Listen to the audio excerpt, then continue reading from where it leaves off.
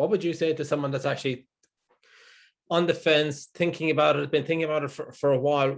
Like, yeah, what's your advice to them?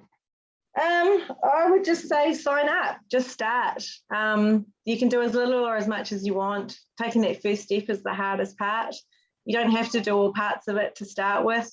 Start with 1 workout a week, then move it up to 2. You know, start by switching out your sugary cereal to rolled oats or something a little bit more boring, but do it 2 days a week to start with, and then you actually start to enjoy it. And I don't really enjoy all the sweet stuff so much anymore, because over time I've just shifted what I have regularly. So now when I do have, you know, something, because there's nothing else available, it's like, oh, that was a bit gross, you know. And you realize, you start to tune into your body and realize that you actually don't feel as nice when you're eating certain foods or that sort of thing. But it's, again, not putting the pressure on yourself to do it 100% of the time, because otherwise you won't, because you feel like you're missing out, and then you kind of go the other way and binge out.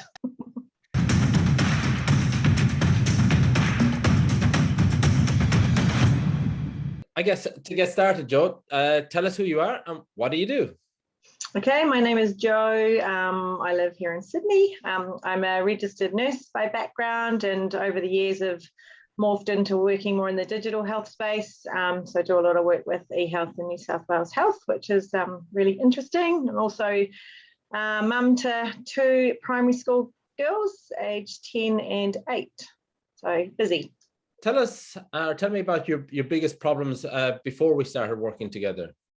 Yeah, so I guess I was thinking about this earlier. I've always played sport, I've always exercised. Before I had got married and had kids, I used to do a lot of personal training in the gym. So I've always been quite into my exercise, but I guess I never really worried too much about my food or even alcohol consumption to some extent at that point in my life. But then when I was pregnant with my first daughter, I actually got diagnosed with Hashimoto's and put on, you know, fairly hefty weight gain during that pregnancy until it was diagnosed.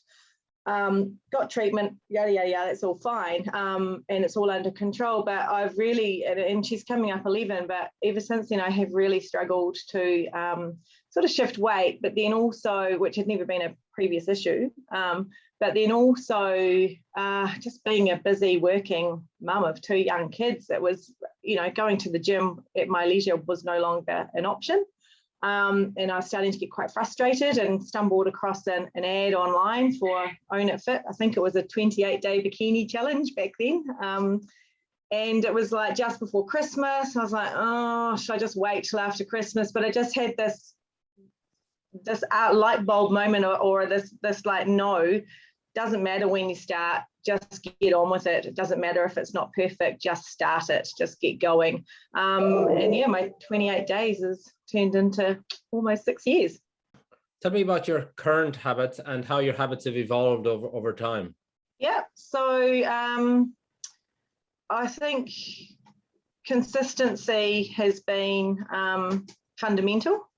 And that's something that I have, you know, or sort of unconsciously, that's something that I have really worked on, and it is just second nature now. I set myself minimum training sessions a week. When we're outside, it's 4. With lockdown, it's 3, because I'm doing lots of other exercises and things at the moment as well. I think nutrition's been a key thing. I've always cooked from scratch a lot, but also, you know, enjoy going out, enjoy my cheese platters, enjoy my chippies and a glass of wine and all those things that aren't really so good for you. So really, I think would be fair to say that I have been far more mindful or conscious of that, and making small adjustments on the dial rather than trying to change everything at once. So you know, really got into the habit now of, you know, certain things for breakfast most days, certain things for lunch most days, got my sort of regular go-to healthy, or, you know, much more healthy dinners and things like that, that also suit the family. Sometimes it's, you know, dragging them along to try some new things, but also thinking consciously about when I do have treats. So it's not taking anything out. I think that's one of the things I really like too, especially with access to the, you know, nutrition team and as part of Own It Fit, is that nothing's off the table. It's just about being conscious, making conscious decisions and thinking, am I making the best choice or a good choice at the moment, or it's giving yourself permission, to say it's all right, you can have that bit of cheese or that bit of cake today. Fabulous. What's been the key driver in your consistency? Some of it's just personal satisfaction, because if I can't train in the morning, by and large, that's my day gone. I don't have the option to go out of the evening. I've got my children to sort out. Yes, I have a husband, but between us, it's just not really an option. So that's a key one, but also over time as well, the camaraderie of the groups, and that's what we're really missing right now, is it's just so nice that you have those nights where, especially a Sunday night, you'll be like, oh, I just can't be bothered tomorrow morning, and then one of the guys or girls will message you on, we've got a few of us keep in touch on social media.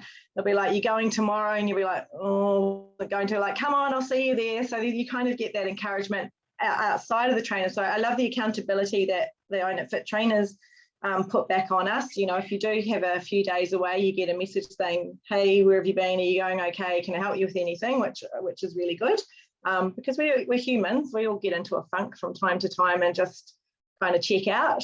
So it's good to have that sort of that checkpoint. But I also love having, the training buddies that we've made over the few years, who, that's also a big part of why I turn up, to see them. They're the people that you can start your day with. Fabulous. Good stuff.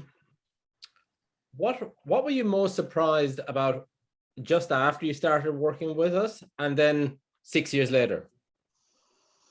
I was surprised at how sore I was those first few weeks. I could barely move. No, I don't know.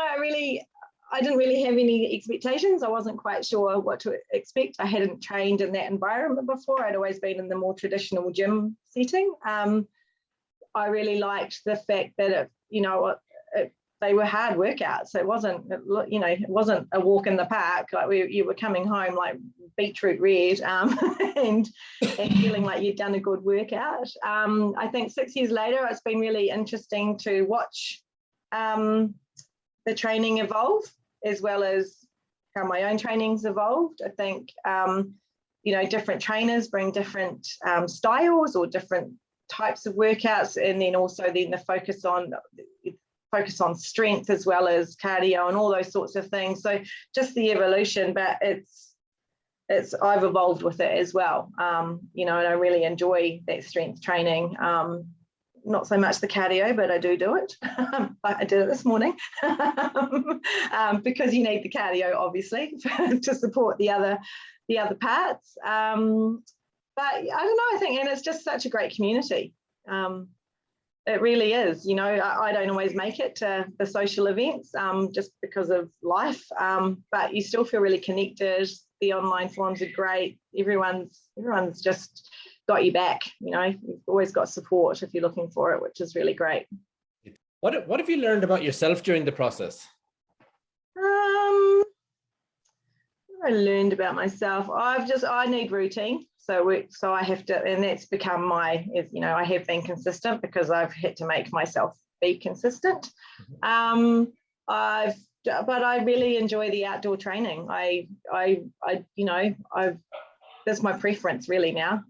If I had to go back to a gym because there was no other choice, I probably would, but it's training with other people. It's that encouragement, that camaraderie, and just being out in the fresh air. It's just, even on those cold, miserable days, it's still quite invigorating, actually, dare I say it.